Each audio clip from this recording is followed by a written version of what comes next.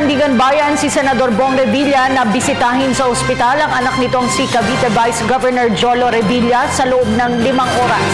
Samantala, naging madamdamin ang pagkikita ng mag-ama matapos ang ilang buwang hindi pagkikita. Ang ulat mula kay Sweden Balago.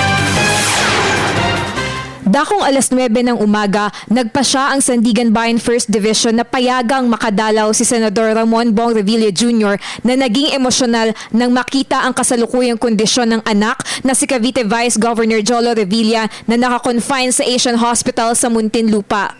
5 oras ang ibinigay ng korte kay Revilla para bisitahin ang anak simula alas 3 ng hapon hanggang alas 8 ng gabi.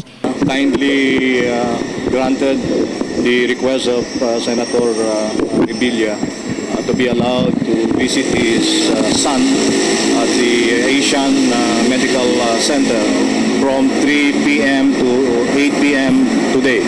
It's more because of the allowable time at the ICU of Asian Medical that somebody can visit the patient. Matatanda ang isinugod sa ospital si Cavite Vice Governor Jolo Revilla noong Sabado matapos magtamo ng single gunshot wound sa kanyang kanang dibdib.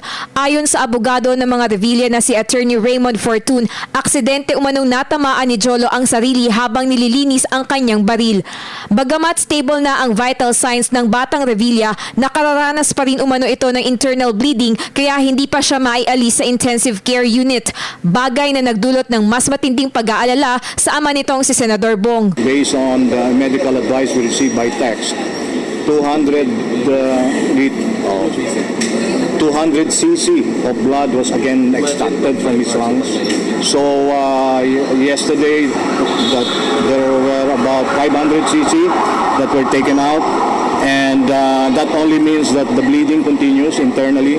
So there is an internal hemorrhage that necessitates his continuous stay at the intensive care unit.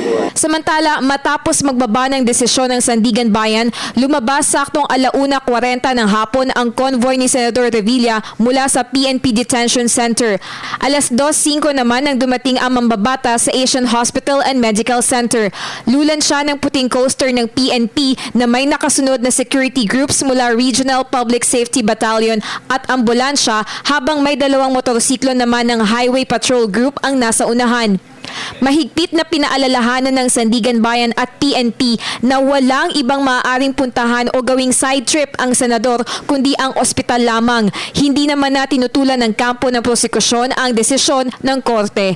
Para sa Telebisyon ng Bayan, ako si Sweden Velado.